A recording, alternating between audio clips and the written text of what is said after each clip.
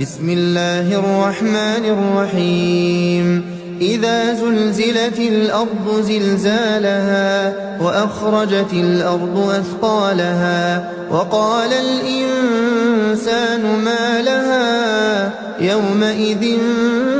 تحدث أخبارها بأن ربك أوحى لها يومئذ يصدر الناس أشتاتا ليروا أعمالهم فمن يعمل مثقال ذرة خيرا يره ومن يعمل مثقال ذرة شرا يره. بسم الله الرحمن الرحيم والعاديات ضبحا فالموريات قدحا فالمغيرات صبحا فأثرن به